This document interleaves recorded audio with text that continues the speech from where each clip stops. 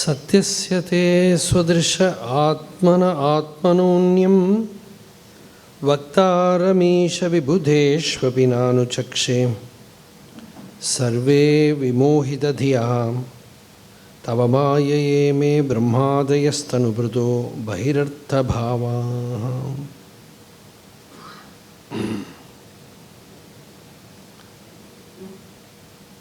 ഉദ്ധവൻ ഭഗവാനോട് ഉപദേശത്തിനായിട്ട് ചോദിക്കുകയാണ്. ആത്മവിദ്യ ഉപദേശിക്കുമ്പോൾ ഉപദേശിക്കുന്ന ആചാര്യൻ സ്വയം ആത്മവിത്തായിട്ടിരിക്കണം.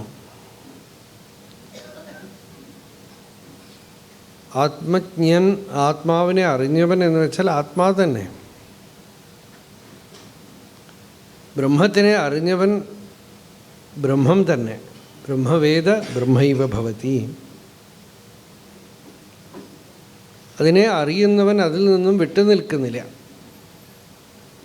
അങ്ങനെയുള്ള ആചാര്യൻ പറയണം എന്നാണ്. അനന്യപ്രോക്തേ ഗതിരത്ര നാസ്തി. അനന്യനായ ആചാര്യൻ ഉപദേശിക്കുമ്പോൾ ഇവിടെ സംസാരഗതി അതോടുകൂടെ അവസാനിച്ചു. അതുകൊണ്ട് ഭഗവാനോട് പറയാണ്, ഈ സത്യത്തിനെ വേറെ ആരും ഉപദേശിക്കും? സത്യസ്യതേ സ്വദൃശഃ. സ്വദൃക്, സ്വദൃക് എന്ന് വെച്ചാൽ തന്നെ തന്നെ കണ്ടുകൊണ്ടിരിക്കുന്നത്, സ്വയം പ്രകാശം എന്നർത്ഥം. അങ്ങനെയുള്ള ആത്മാവിന് ആത്മാവല്ലാതെ മറ്റൊരു വക്താവ് എവിടെ? വക്താരമന്യം വിബുധേഷ്വപി ന അനുചക്ഷേ. ദ്വൈതഭ്രമത്തോടുകൂടെ ഉപദേശിക്കുന്നവരൊക്കെ വിമോഹിതധിയ. എനിക്കതുകൊണ്ട് ഭഗവാനെ അവിടുന്ന് ഉപദേശിച്ചു തരണം. നിർവിണ്ണധീഹി അഹം. ഞാനിപ്പോൾ ഇതാ വിരക്തനായിരിക്കുന്നു. ഉപദേശശ്രവണത്തിന് അപ്പോഴാണ് അധികാരി. ഇല്ലെങ്കിൽ ഈ ബുദ്ധി ഇങ്ങനെ ഈ ഉപദേശത്തിനെ കളങ്കപ്പെടുത്തിക്കൊണ്ടിരിക്കും, സംശയം ഉണ്ടാക്കും, വീണ്ടും അജ്ഞാനത്തിലേക്ക് കൊണ്ടുപോകും, വിപരീത ജ്ഞാനം ഉണ്ടാക്കും. ഈ മൂന്നെണ്ണമാണ് തടസ്സം: അജ്ഞാനം, വിപരീത ജ്ഞാനം, സംശയം. എപ്പോഴാണോ വിരക്തനാവുന്നത്, കർമ്മം കൊണ്ട് നേടിയെടുക്കണമെന്നുള്ള ഭ്രമമൊക്കെ പോയി ആത്മജ്ഞാനമാണ് വേണ്ടത് എന്നുള്ള ഒരു സ്ഥിതിയിലേക്ക് വരുന്നത്, അപ്പോഴാണ് വേദാന്ത ശ്രവണത്തിന് അധികാരി. അതുവരെ വെയിറ്റ് ചെയ്യണം എന്നാണ്. അതുവരെ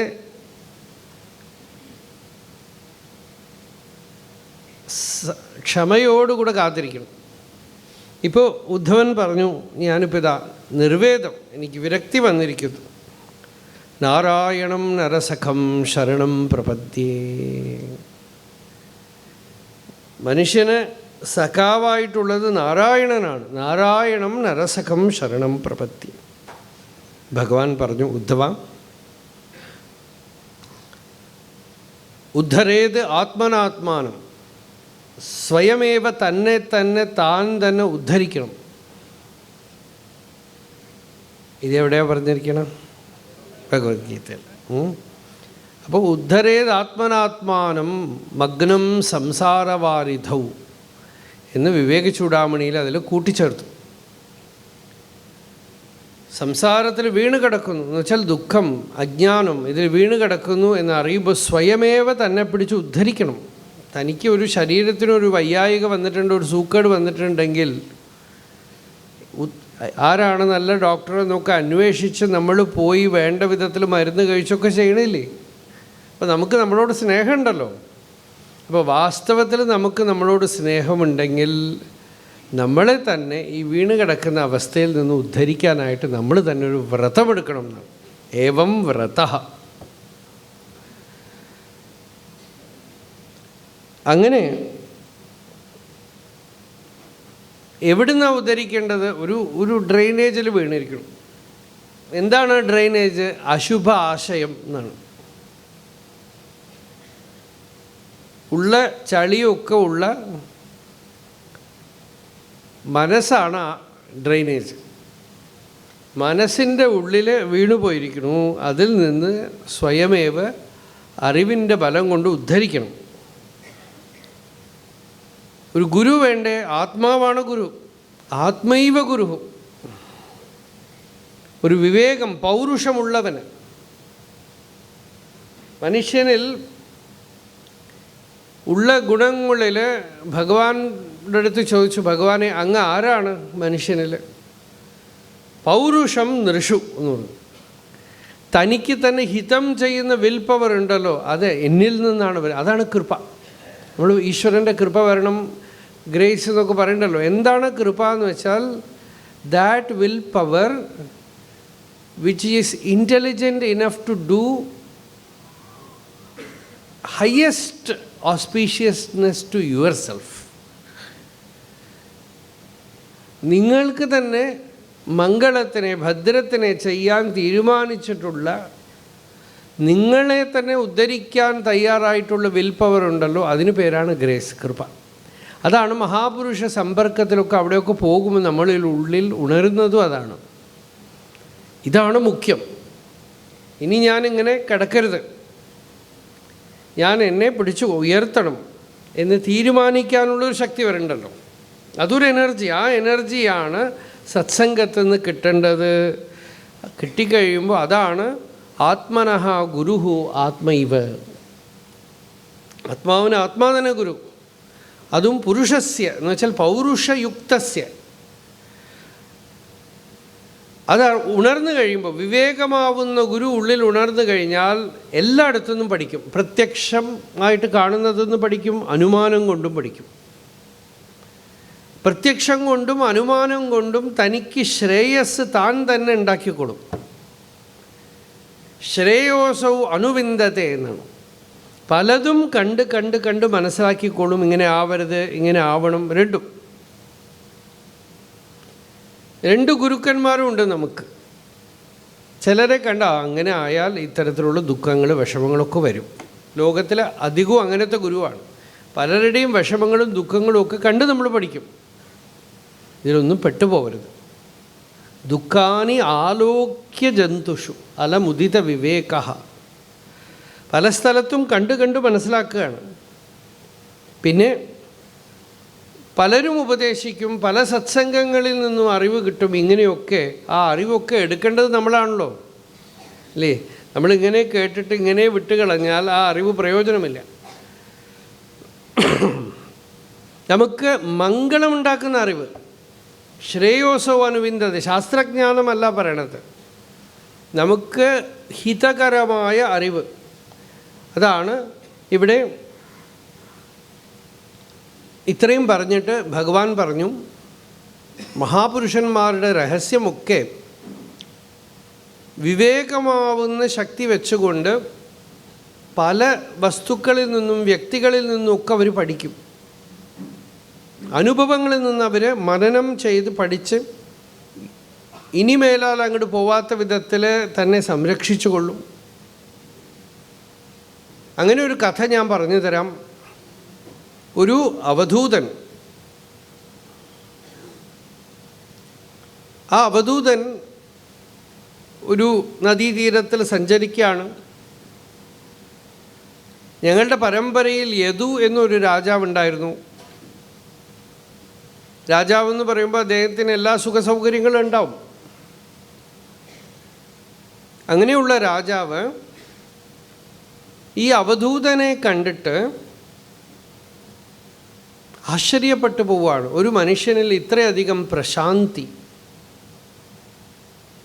ഇത്രയധികം സ്വതന്ത്രത, ആനന്ദം സാധിക്കുമോ? ഇതിപ്പോൾ തോന്നുന്നത് ആർക്കാ? രാജാവിനാണ്.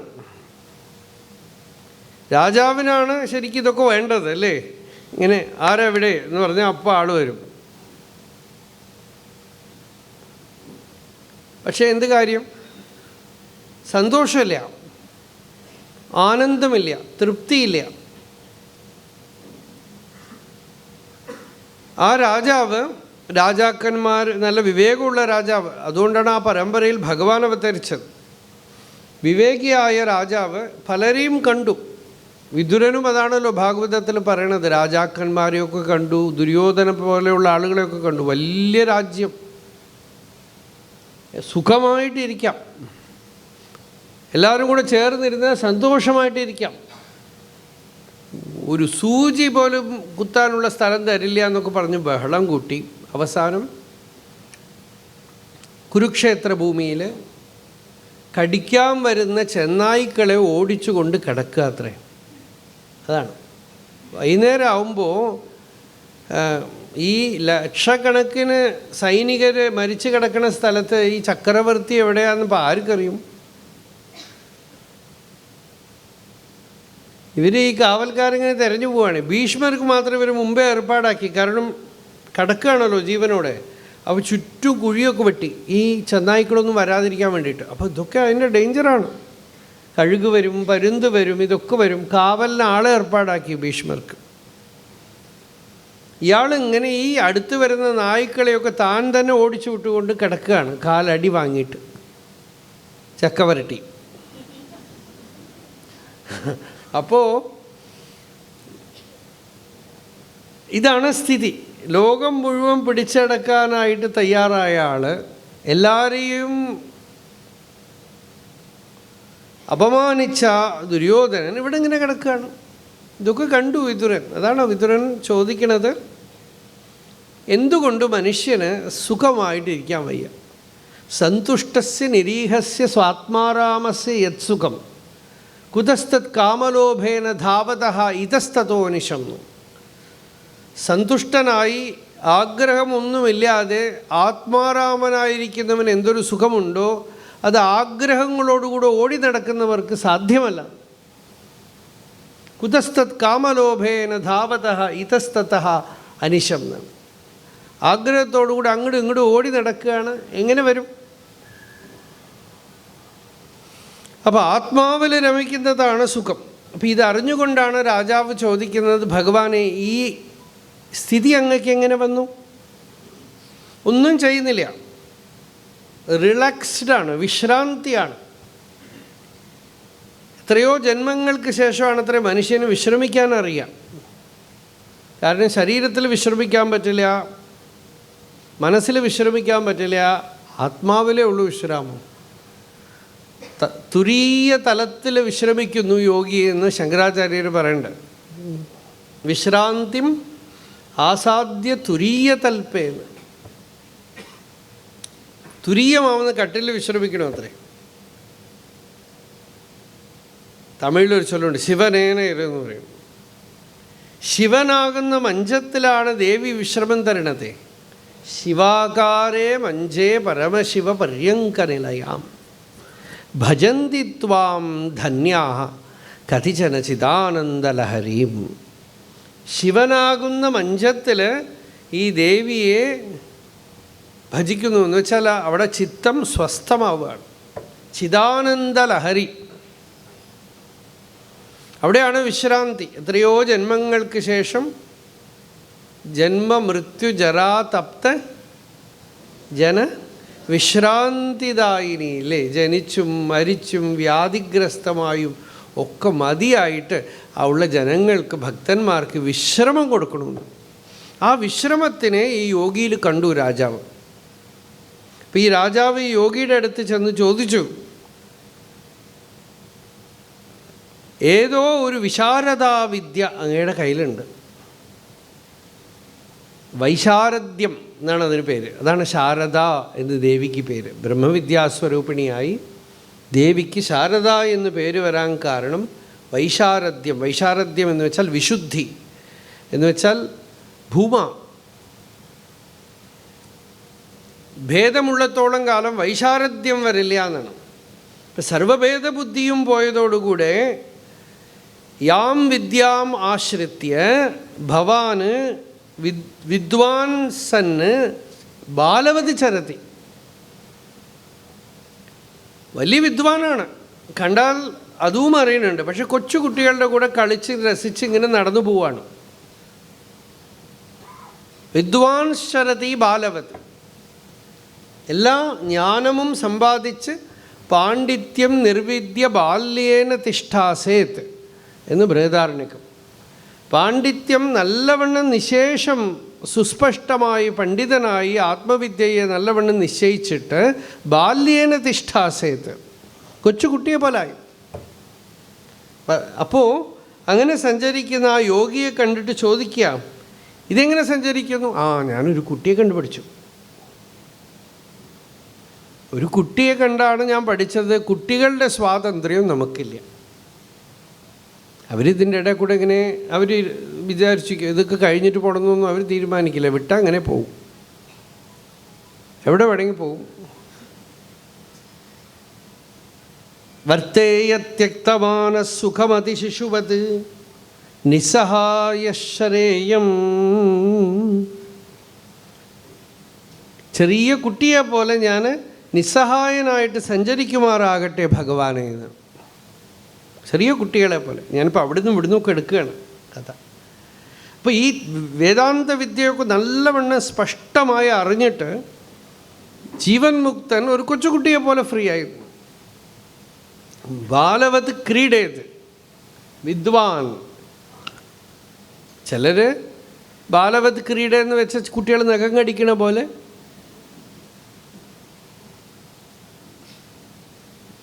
കല്യാണം കഴിക്കേണ്ട പന്തലിരുന്ന് ഇയാൾ നഖം കടിച്ചുകൊണ്ടിരിക്കുക. അതല്ല, ബലമുള്ളവനാണ് ബാലൻ.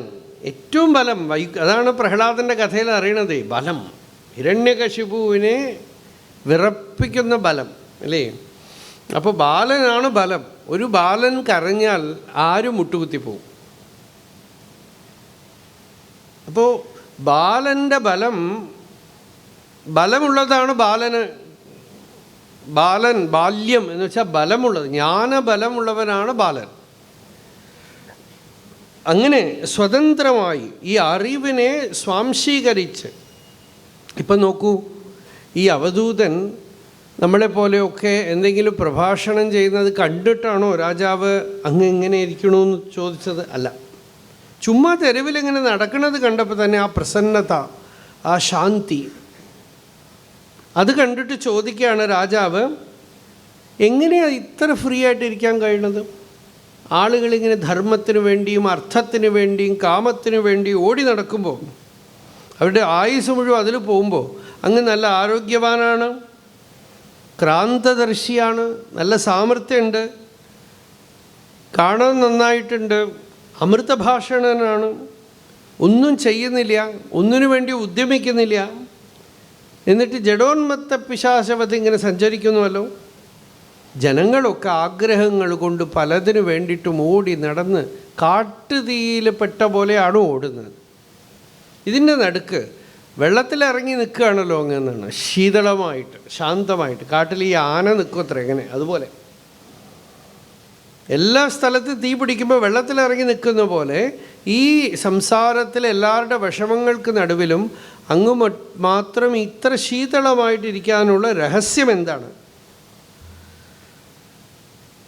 ഒന്ന് പറയാമെങ്കിൽ ഒന്ന് പറയാം. ബ്രൂഹി സ്പർശവിഹീനസ്യ. രാജാവിന് തത്വം അറിയാം, അതുകൊണ്ട് രാജാവ് പറയുന്നു, സ്പർശവിഹീനനാണ് അങ്ങ്, അസ്പർശയോഗം അങ്ങയിൽ ഞാൻ കാണുന്നു. എന്നുവെച്ചാൽ വലിയ സാധനയും കഠോരമായ തപസ്സും ഒന്നുമല്ല, ഫ്രീ ആയിട്ട് സഞ്ചരിക്കാൻ. അസ്പർശയോഗം, ഒന്നിനോട് സംഘമില്ല. കാരണം ആത്മാവിൻ്റെ സ്വരൂപം അസംഗമാണെന്ന് അറിഞ്ഞതുകൊണ്ടുള്ള ഫ്രീഡമാണ്. ആത്മാവിന് ഒന്നിനോടും സംഘമില്ല എന്നുള്ള അറിവിൻ്റെ ബലം കൊണ്ടുള്ള സ്വാതന്ത്ര്യമാണ് ഇങ്ങനെ സഞ്ചരിക്കുന്നത്. അപ്പോൾ അവധൂതൻ പറഞ്ഞു, രാജാവിൻ്റെ ഭക്തി കണ്ടിട്ട് അവധൂതൻ അല്പം നിന്നു. എന്നിട്ട് പറഞ്ഞു, രാജൻ, ആത്മജ്ഞാനം നമുക്ക് നേരിട്ട് ഗുരുമുഖത്ത് നിന്ന് കിട്ടുന്നതാണ്. നമ്മളുടെ സ്വരൂപപ്രകാശമായ ജ്ഞാനം, ആ ജ്ഞാനത്തിനെ നമ്മൾ അനുഭവിക്കണമെങ്കിൽ നമ്മളുടെ ഉപാധി തടസ്സം ചെയ്യാതിരിക്കണം. ഉപാധിയുടെ തടസ്സം നീക്കലാണ് വലിയ പണി. ജ്ഞാനം വളരെ എളുപ്പമാണ്. അത് ബ്രഹ്മജ്ഞാനേ യത്നഃ. പ്രതിബന്ധ നിവാരണേയവ യത്ന. ഭാഷ്യത്തിലെടുത്ത് പറയുന്നത് പ്രതിബന്ധ നിവാരണത്തിനാണ് യത്നം, അല്ലാതെ ബ്രഹ്മജ്ഞാനത്തിനല്ലാതാണ്. ബ്രഹ്മജ്ഞാനം ഇതാ കാണിച്ചു തന്നാൽ കണ്ടു, അത്രയേ ഉള്ളൂ. അപ്പം ഈ പ്രതിബന്ധത്തിനെ നീക്കാനായിട്ട് പല സ്ഥലത്ത് നിന്നും ഞാൻ പലതും പഠിച്ചു. ഉദാഹരണത്തിന് ഭൂമിക്ക് പേര് ക്ഷമ എന്നാണ്. ജീവിതത്തിൽ നമുക്കില്ലാത്ത കാര്യം അതാണ്. ഇപ്പോൾ സൗകര്യങ്ങൾ കൂടുന്തോറും ഒട്ടും കാത്തിരിക്കാൻ നമുക്ക് പറ്റില്ല. എല്ലാം എളുപ്പത്തിൽ നടക്കുകയാണ് ഇല്ലേ? ഇപ്പോൾ ട്രെയിനിൽ പോകാൻ വയ്യ. മുമ്പ് നടന്നു പോയിരുന്നു, പിന്നെ ട്രെയിനിൽ പോയിരുന്നു, പിന്നെ ഇപ്പോൾ ഫ്ലൈറ്റായി. ഇനിയിപ്പോൾ എന്താവും? ചിലപ്പോൾ വീട്ടിലൊരു പെട്ടി, അതിനകത്ത് കയറി ഓൺ ചെയ്താൽ നമ്മൾ ഗ്യാസായിട്ട് മാറി അമേരിക്കയിൽ പോയി വീണ്ടും സോളിഡായിട്ട് പുറത്തു വരും. അത് ടെക്നോളജി ശരിയില്ലെങ്കിൽ എത്തിയോ എന്ന് ഇവിടുന്ന് ഫോണിൽ വിളിച്ചാൽ കൈ മാത്രം എത്തിയിട്ടുണ്ടെന്ന് പറയും. ബാക്കി ചിലപ്പോൾ വേറെ എവിടെയെങ്കിലുമൊക്കെ ഡെലിവറി ആയിക്കളയും. കുറേ കാലം ശരിയാവണമല്ലോ, ഇതൊക്കെ സംഭവിക്കാം.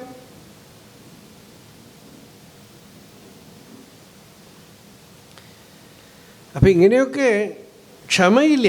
പെട്ടെന്ന് കാര്യം നടക്കണം എന്നാണ്. മുമ്പ് നോക്കൂ, ഒരു ലെറ്റർ എഴുതി 10-15 ദിവസം കാത്തിരുന്ന് ഒക്കെയാണ്.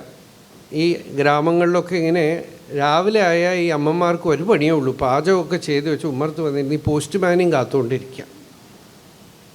ഈ പോസ്റ്റ്മാനോ ബഹുരസികനാണ്. അഗ്രഹാരത്തിലൊക്കെ നല്ല നീളത്തിൽ വീടാണല്ലോ. ഓരോ വീട്ടിലും കയറി എന്തൊക്കെ തിന്നാൻ കിട്ടുമോ അതൊക്കെ തിന്ന് വർത്തമാനമൊക്കെ പറഞ്ഞ് ഇവിടെ വരുമ്പോഴേക്കും ഇവരിങ്ങനെ കാത്തോണ്ടേ ഇരിക്കും. കിണിങ്ങനെ അടിച്ച് ഒറ്റ പോക്ക് പോകും. അയാളുടെ അടുത്ത് ഉണ്ടെങ്കിലേ കൊടുക്കാൻ പറ്റുള്ളൂ. അതിന് അയാളെ ചീത്തയും പറയും. ഇത് കാത്തിരിക്കണതിൻ്റെ ഒരു സുഖമാണെന്ന് വെച്ചോളൂ. അപ്പോൾ ഈ കാത്തിരിപ്പൊന്നും നമുക്കിപ്പോൾ ഇല്ല. ഒരു വാട്സാപ്പ് അങ്ങോട്ട് അയച്ചാൽ അവിടെ നിന്ന് ഇങ്ങോട്ട് അയച്ചു, പെട്ടെന്ന് ഇങ്ങനെ. അപ്പോൾ ക്ഷമ കൂടുതൽ കുറഞ്ഞുകൊണ്ടേയിരിക്കുകയാണ്. ജീവിതത്തിൽ പല അനുഭവങ്ങളും വരുമ്പോൾ സഹിക്കാനുള്ള ശക്തി, സഹനശക്തി വേദാന്തത്തിൽ വളരെ മുഖ്യമായ ഒരു ക്വാളിറ്റിയാണ്. തിതിക്ഷ. വേദാന്ത ശ്രവണത്തിന് മുമ്പ് തന്നെ അതുണ്ടാവണം. അത് ജ്ഞാനത്തിന് ശേഷം വരെയല്ല. ഈ ക്വാളിഫിക്കേഷൻ നമ്മൾ ജീവിതത്തിൽ പഠിച്ചെടുക്കണം. അത് പല ദുഃഖങ്ങൾ വിഷമങ്ങളൊക്കെ വരുമ്പോൾ സഹിക്കാനുള്ള ശക്തിയാണ്. സഹനം സർവദുഃഖാനാം അപ്രതീകാരപൂർവകം എന്നാണ്. അതിനെക്കുറിച്ച് ചിന്തിച്ച് വിഷമിക്കണില്ല, ചിന്തിച്ച് കരയുന്നില്ല, ആരോടും കംപ്ലൈൻറ്റ് പറയണില്ല. ചിന്ത വിലാപരഹിതം സാ തിദിക്ഷാ നിഗദ്യത്തെ. ഇത് ഭൂമിയിൽ നിന്ന് പഠിച്ചു എന്നാണ് അവധൂതൻ പറയുന്നത്. എവിടുന്ന് വേണമെങ്കിൽ പഠിക്കാം കേട്ടോ, എവിടുന്ന് വേണമെങ്കിൽ പഠിക്കാം. സഹിക്കുന്നവരെ കണ്ടു പഠിക്കാം. വിഷമം ദുഃഖമൊക്കെ വരുമ്പോഴും അത് സഹിക്കുന്നവരെ കണ്ടിട്ട് അവരെങ്ങനെയൊക്കെ അത് സഹിക്കുന്നു എന്ന് കണ്ടിട്ട്, നമ്മൾക്കൊന്നും ഇവരുടെ അത്രയൊന്നും ദുഃഖമൊന്നുമില്ലല്ലോ ഗുരുവായൂരപ്പ, എത്ര ഗംഭീരമായിട്ട് ഇരിക്കണു കണ്ടുപഠിക്കാം. ഭൂമി എത്രയോ സഹിക്കുന്നു, അതുകൊണ്ട് ഭൂമിക്ക് ക്ഷമ എന്നാണ് പേര്. ഇങ്ങനെ ഭൂമിയിൽ നിന്ന് പഠിച്ചു എന്ന് പറഞ്ഞു. ഇതുപോലെ ഭൂമി, വായു എല്ലായിടത്തും സഞ്ചരിക്കുന്നു, ഒന്നിനോട് ഒട്ടിപ്പിടിക്കുന്നില്ല. ജീവൻ മുക്തനും അങ്ങനെയാണ്, തത്വവിത്ത് അങ്ങനെയാണ്. എവിടെയൊക്കെ സഞ്ചരിച്ചാലും എല്ലാം ഒന്നിനോട് സംഘമില്ല. വായു പോലെ സ്വതന്ത്രമാണ്. അതുപോലെ ജലത്തിന് എന്താ ടേസ്റ്റ്? ജലത്തിന് ടേസ്റ്റ് മധുരമാണ്. നമുക്ക് അത് അറിയണമെങ്കിൽ നല്ല വെയിലത്ത് നടന്നിട്ട് ഇത്തിരി വെള്ളം കുടിക്കണം, അപ്പോഴേ അറിയുള്ളൂ. നമ്മൾക്ക് ഈ ഷുഗറൊക്കെ കഴിച്ചിട്ടാണ് വെള്ളത്തിൻ്റെ രുചി അറിയാത്തത്.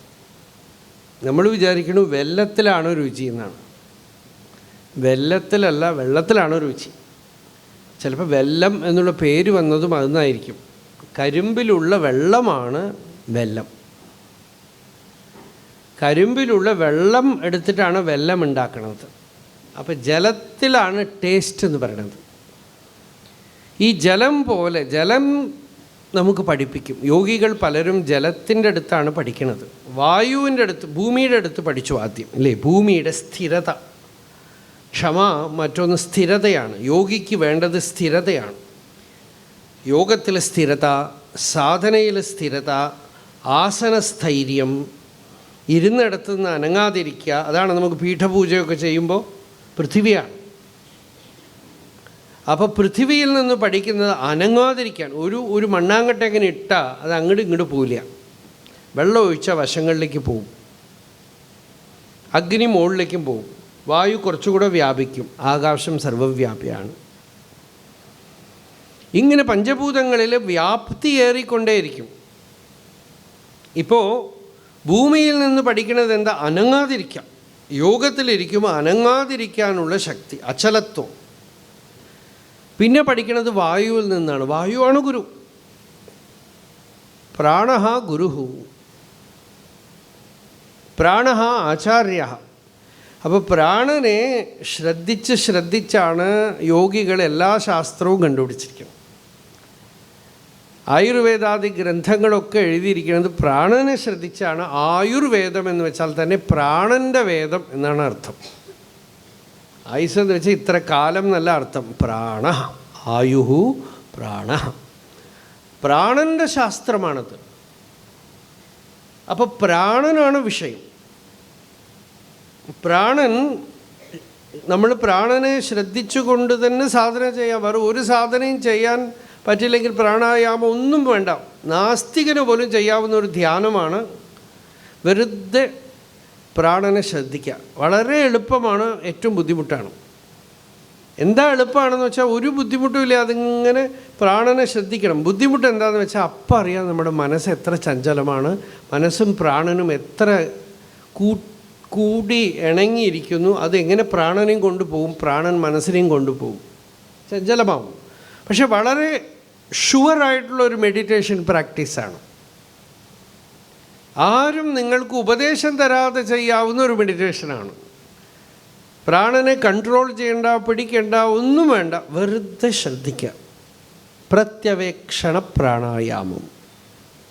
വെറുതെ മൂക്കിനകത്ത് പോകുന്നു വരുന്നു, പോകുന്നു വരുന്നു, ശ്രദ്ധിച്ച് ആ മൂക്കിൻ്റെ ഉള്ളിൽ കൂടെ പ്രാണൻ പോകുന്നതും പ്രാണൻ ഉള്ളിൽ പ്രവേശിക്കുന്നതും ശരീരത്തിൽ സഞ്ചരിക്കുന്നതും ഒക്കെ കാണാൻ കഴിയും. പ്രാണനാവുന്ന രഥത്തിൽ കയറി ശരീര അന്തർഭാഗത്ത് സഞ്ചരിച്ചിട്ട് അത്രേ യോഗികൾ ഉള്ളിലുള്ളതൊക്കെ കണ്ടുപിടിച്ചതെന്നാണ് പറയണം. അപ്പോൾ പ്രാണനൊരു ഗുരു. ജലമും ശരീരത്തിൽ മുഴുവൻ ഇരിക്കുന്ന രുചി, മാധുര്യസ്തീർത്ഥഭൂഹു നൃണാം. ഈ യോഗി എവിടെയൊക്കെ പോകുന്നോ അവിടെയൊക്കെ എല്ലാവരെയും തീർത്ഥീകുർവന്തി, ജലം പോലെ തീർത്ഥീകരിക്കും. പണ്ടത്തെ ആളുകൾ കയ്യിൽ ജലപാത്രമില്ലാതെ എങ്ങോട്ടും പോവില്ല. കയ്യിലൊരു പഞ്ചപാത്രം, സന്യാസിക്ക് കമണ്ഡലം, ഇതൊക്കെ എന്താണെന്ന് വെച്ചാൽ ഈ ജലം അടുത്ത് എന്തൊക്കെ ദോഷങ്ങളുണ്ടോ ആദ്യം അത് ആഗിരണം ചെയ്യുന്നതാണ്. അതുകൊണ്ട് പലപ്പോഴും ഈ അലർജിയും കോൾഡും ഒക്കെ നമ്മളുടെ അടുത്ത് വരാതിരിക്കാൻ നല്ലതാണെന്ന് തോന്നുന്നു. അതിലേക്ക് പോകും അത്രേ. ജലം എടുത്തേക്കുന്നതാണ് അത്, നമ്മളുടെ അടുത്തേക്ക് വരില്ല. അത് ജലത്തിൻ്റെ അടുത്തിരുന്നാണ് പലതും പഠിക്കുക. അതുകൊണ്ട് നദീതീരത്തിൽ ഇപ്പം നർമ്മദാ പരിക്രമ ഒരു 4 മാസം 5 മാസം 6 മാസം ചിലപ്പോൾ 1 വർഷമൊക്കെ പരിക്രമ ചെയ്യും. ആ പരിക്രമയുടെ മുഖ്യ ഉദ്ദേശം അമർകണ്ടകത്ത് നിന്ന് നടന്നു തുടങ്ങി നർമ്മദയുടെ തീരത്തിലൂടെ നടന്ന് നർമ്മദയുമായിട്ട് പരിചയപ്പെടലാണ്. നർമ്മദയുമായിട്ടുള്ളൊരു ഇൻറ്റിമസിയാണ്. അങ്ങനെ കൂടെ ഇരുന്ന് ആ ജലം പലപ്പോഴും ഋഷികേശിൽ അടുത്ത കുറേ വർഷങ്ങൾ ഒരുപാട് പ്രാവശ്യം ഒരുപാട് മാസങ്ങളോളം ശിവാനന്ദ ആശ്രമത്തിൽ താമസിച്ചിട്ടുണ്ട്. അപ്പോൾ പണിയൊന്നുമില്ല. അപ്പോൾ എന്താ എന്ന് വെച്ചാൽ ഗംഗാതീരത്തിൽ പോയി ഗംഗയുടെ മുമ്പിൽ ഇരിക്കാം. അത് തന്നെ ഒരു വലിയ ഉപദേശമാണ്. നമ്മൾ ഗംഗയാണ്, അമ്മയാണ്, സ്തോത്രം, ശ്ലോകം ഒക്കെ ചൊല്ലാം. പക്ഷെ അറിയില്ല നമുക്ക് ആ ഗംഗയുടെ കൂടെ ഇരിക്കണം. ചിന്മയാനന്ദ സ്വാമിക്ക് തപോവന സ്വാമി ഉപദേശിച്ചത് അതാണ്. എനിക്ക് എങ്ങനെ ധ്യാനം ഉപദേശിക്കുമെന്ന് പറഞ്ഞപ്പോൾ ചിന്മയാനന്ദ സ്വാമിയോട് പറഞ്ഞു അത്രയും, പോയി ആ ഗംഗയുടെ തീരത്തിലിരുന്ന് അവളുടെ കളകളധ്വനി കേട്ടുകൊണ്ടേയിരിക്കാം. Try to listen. Chinmayananda Swami 70 വയസ്സിലൊരു ലെക്ചറുണ്ട്, അതിൽ അദ്ദേഹം പറയണു, I thought it is so easy, but now I can say I have started listening. അപ്പം ആ ഗംഗയുമായിട്ടുള്ള സംവാദം, ഗംഗ പറയുന്നത് കേൾക്കാനുള്ള ശക്തി, ഗംഗയുടെ തീരത്തിലിരിക്കുമ്പോൾ ഒരു മാതൃഭാവം, അമ്മയുടെ ആ ഒരു ഹീലിംഗ് ഉള്ളിൽ ഒരു നമ്മളെ ശീതളമാക്കുകയും സാന്ത്വനപ്പെടുത്തുകയും ഒക്കെ ചെയ്യാവുന്ന ഒരു ശക്തി ആ അമ്മയ്ക്കുണ്ട്. പക്ഷെ നമ്മൾ ഇരുന്ന് കൊടുക്കണം, വഴങ്ങി കൊടുക്കണം. നമ്മളുടെ ബുദ്ധി ഇങ്ങനെ അത് എഴുതരുത്. ഒരു ചിന്തയുമില്ലാതെ അഥവാ ചിന്തകൾക്ക് ഇമ്പോർട്ടൻസ് കൊടുക്കാതെ ആ ജലത്തിൻ്റെ അടുത്ത് നിന്ന് പഠിക്കാൻ തയ്യാറായിട്ട്, അഥവാ അമ്മയുടെ അടുത്ത് കുട്ടിയിരിക്കണ പോലെ ഇരിക്കണം. ഇങ്ങനെ ജലത്തിൽ നിന്ന് പഠിച്ചു എന്ന് പറഞ്ഞു യോഗി. ജലത്തിൻ്റെ ശീതളത, ജലത്തിൻ്റെ ആർദ്രഭാവം, പവിത്രീകരിക്കുന്ന ജലത്തിൻ്റെ തന്മ, ഇതൊക്കെ ജലത്തിൽ നിന്ന് ഞാൻ പഠിച്ചു. ഒരു യോഗി എവിടെ ചെല്ലുമ്പോഴും എല്ലാവർക്കും അവരെ ശുദ്ധമാക്കുകയും അവർക്ക് ശാന്തി നൽകുകയും ചെയ്യണം. ഇതാണ്, ഇത് ജലത്തിൽ നിന്ന് പഠിച്ചു. ഇപ്പം എന്തൊക്കെയായി? പൃഥ്വി, വായു, ജലം. അഗ്നി. അഗ്നി ആചാര്യനാണ്. അഗ്നിയാണ് മുഖ്യ ആചാര്യൻ പഴയ കാലത്ത്. അഗ്നിയെ 3 അഗ്നി വയ്ക്കും, ചിലർ പഞ്ചാഗ്നിയാണ്. ഈ അഗ്നി വെച്ചുകൊണ്ടാണ്, ആ അഗ്നിയെയാണ് ആരാധിച്ചിരിക്കുന്നത്. മൂർത്തിയോ വിഗ്രഹമോ അമ്പലങ്ങളോ ഒന്നും ഉണ്ടായിരുന്നില്ല. അഗ്നിയായിരുന്നു ആരാധന. അഗ്നിയുടെ അടുത്ത് പറഞ്ഞിട്ടാണ് എവിടെയെങ്കിലും യാത്രയ്ക്ക് പോവുക, അഗ്നിയാണ് ആദ്യം വന്ന് കാണുക. ഈ അഗ്നിയെ ഉപാസിക്കുന്നവൻ അഗ്നിയാണ് വഴികാട്ടി, അഗ്നിയാണ് അച്ഛൻ അമ്മ ഒക്കെ. അഗ്നിയാണ് ആചാര്യൻ. അഗ്നിമീളേ പുരോഹിതം യജ്ഞസ്യ ദേവം ഋത്വിജം ഹോതാരം രത്നധാതമം. അഗ്നിർഹോതാ കവിക്രതു സത്യ ചിത്രശ്രവസ്തമ. ആദ്യത്തെ സൂക്തമാണല്ലോ ഋഗ്വേദത്തിൽ. അച്ഛനെ പോലെ ഞാനിത് അഗ്നിയുടെ അടുത്തേക്ക് വരണു എന്നാണ് ഋഷി പറയണത്.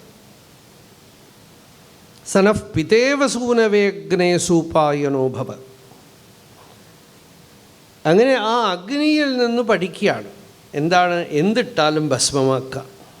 ഇതുപോലെ ജ്ഞാനമാവുന്ന അഗ്നി കൊണ്ട് ഉള്ളിലുള്ള വാസനകളെ ഭസ്മമാക്കണം.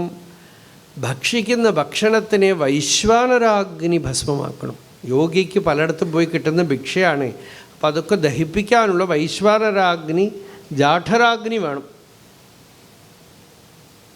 ഇല്ലെങ്കിൽ യോഗശാസ്ത്രം അതിലാണ് ശ്രദ്ധ. നമ്മളിപ്പോൾ എന്താ ചെയ്യണമെന്ന് വെച്ചാൽ, എനിക്ക് ഈ ആഹാരം ദഹിക്കും, ഈ ആഹാരം പറ്റില്ല, എനിക്ക് പറ്റിയ ഫുഡ് എന്താണ്, ഇന്ന ഫുഡ് എനിക്ക് അലർജിയാണ് എന്ന് പറഞ്ഞ് നമ്മൾ ഒതുക്കാനാണ് നോക്കുന്നത്.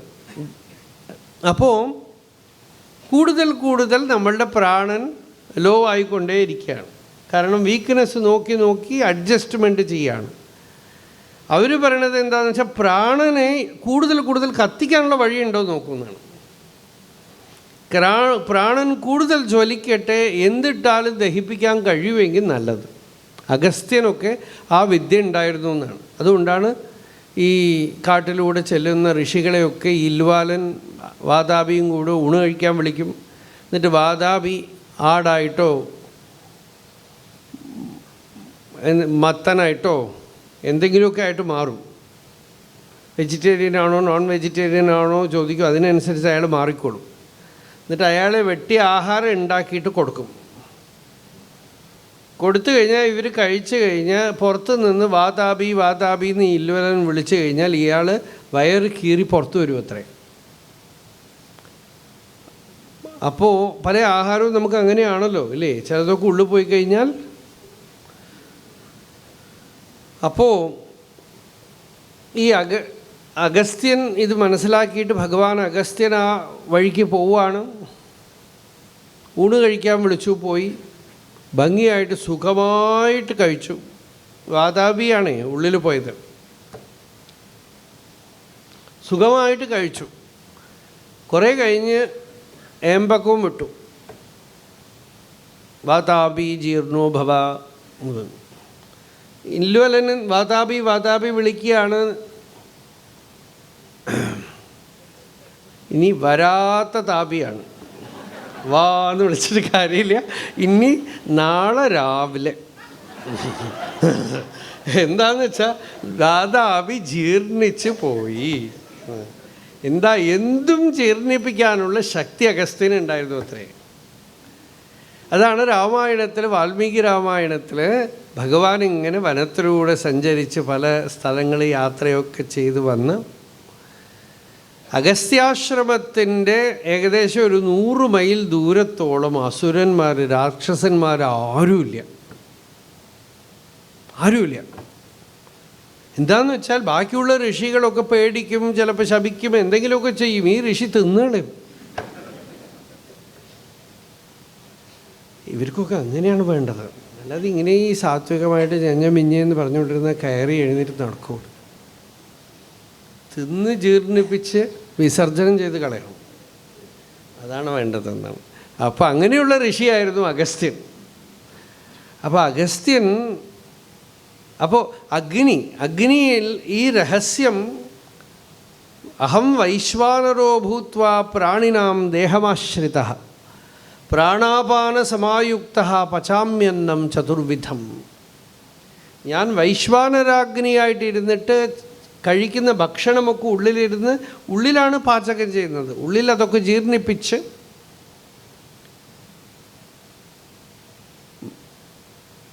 ഹിതം ചെയ്യാണ്. അപ്പോൾ അഗ്നിയെ ഉപാസന ചെയ്ത് അഗ്നിയിൽ നിന്ന് പഠിച്ചത് അതാണ്. പിന്നെ ആരൊക്കെ കൊടുക്കുന്നു അവർക്കൊക്കെ തന്നെ അനുഗ്രഹമാണ്. പിന്നെ ചന്ദ്രനിൽ പഠിച്ചു. അമാവാസ ദിവസം ചന്ദ്രനെ കാണാനില്ല.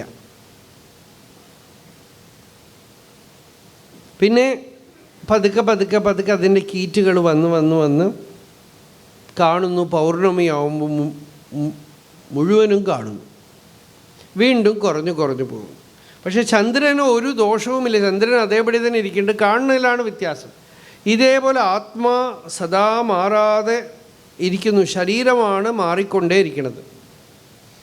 ബാല്യം, കൗമാരം, യൗവനം, വാർദ്ധക്യം ഒക്കെ. ഒരു പയ്യനെ കാണാൻ പോയി, അത് കഴിഞ്ഞിട്ട് പിന്നെ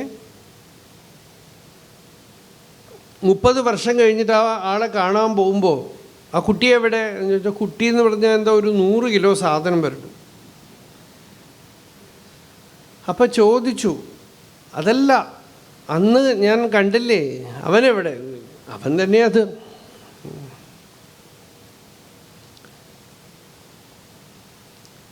അന്ന് കടല പോലെ ഇരുന്നതാണ്. ഇന്നിപ്പോൾ ഇത്രയും വലിയ ആളായിട്ട് ശരീരം ഇങ്ങനെ ഇത്ര വലുതായിട്ടിരിക്കണം. എന്തു മാറി? ശരീരം മാറി. ബാല്യം, കൗമാരം, യൗവനം, വാർദ്ധക്യം, ശരീരം മാറുമ്പോഴും മാറാതെ ഇരിക്കുന്ന ഞാൻ എന്നുള്ള ഒരു അനുഭവം ഇതിന് പുറകിൽ മാറാതെ ഇരിക്കുന്നുണ്ട്.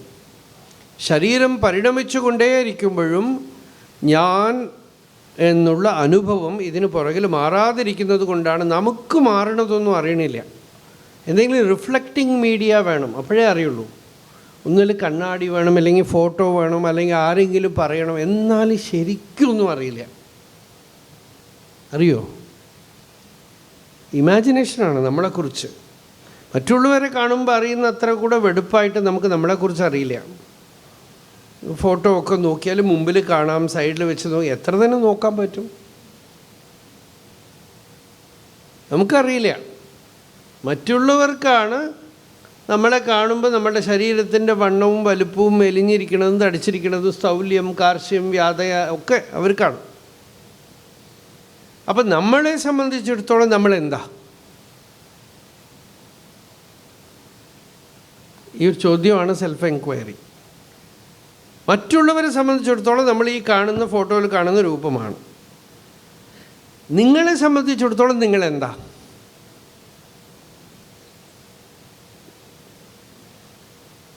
അനുഭവം കൊണ്ട് ഉത്തരം പറയണം. വളരെ എളുപ്പമാണ്. അനുഭവമാണ് ഉള്ളത്. ഒരു ഇരുട്ട് മുറിയിലിരിക്കുമ്പോഴും ഒന്നും കാണാത്തപ്പോഴും ഞാനുണ്ടെന്ന് അറിയേണ്ട ആ അനുഭവം മാറാതിരിക്കണം. ശരീരം മാറിക്കൊണ്ടേയിരിക്കണം.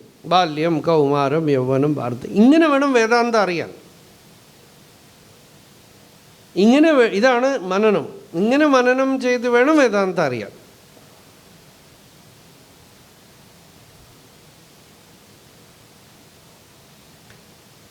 ഈ ലളിതമായ വഴിയിൽ വേണം അറിയാൻ വേദാന്തത്തിന്. ഒന്നും ബുദ്ധിമുട്ടേ ഇല്ല. ഇങ്ങനെ ചിന്തിക്കുമ്പോൾ മാറാതെ ഇരിക്കുന്ന ഒരു ചിത്ത്, ഒരു ചൈതന്യം, അത് എൻ്റെ ഉള്ളിൽ സദാ അനുഭവസ്വരൂപമായിട്ട് പ്രകാശിക്കണു. ദേഹം മാറിക്കൊണ്ടേയിരിക്കണു. അതേപോലെ മനസ്സ് ജാഗ്രത, സ്വപ്നം, സുഷുപ്തി മാറിക്കൊണ്ടിരിക്കുമ്പോഴും മാറാതെ ഇരിക്കുന്നു. അങ്ങനെ മാറാതിരിക്കുന്നത് ഞാൻ വാസ്തവമായ സത്തയാണ്. ഇതും പഠിച്ചു. ഇത് സൂര്യനും ചന്ദ്രനും ഒക്കെ ആത്മവിദ്യയ്ക്ക് ഉപയോഗമായി. സൂര്യൻ്റെ റിഫ്ലക്ഷൻ കുടത്തിൽ പല വെള്ളത്തിലും പ്രതിബിംബിച്ച് കാണുമ്പോഴും സൂര്യനൊന്നും ബാധിക്കുന്നില്ല. ആ ഒരു ദൃഷ്ടാന്തം.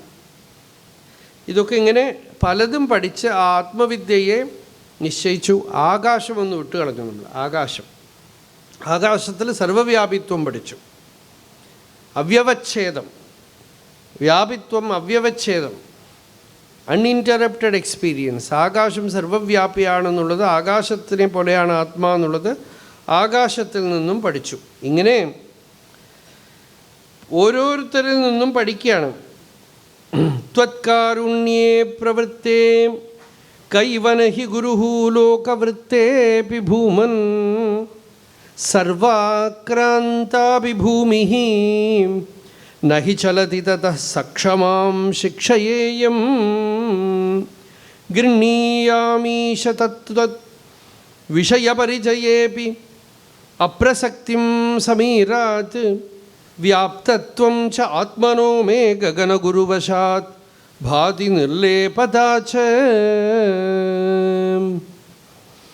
സ്വച്ഛസ്യാം പാവനോഹം മധുര ഉദകവത് വന്യവൻ മാസ്മ ഗൃഹ്ണാം സർവാന്നീനോപി ദോഷം തരുഷു തമിവ മാം സർവഭൂതേഷു അവേയാം പുഷ്ടിർനഷ്ടിഃ കലാനാം ശശിന ഇവ തനോഃ നാത്മനോസ്തീതി വിദ്യാം തോയാദിവ്യസ്തമാർത്താണ്ഡവദപി ച തനുഷു ഏകതാം ത്വത്പ്രസാദാത്.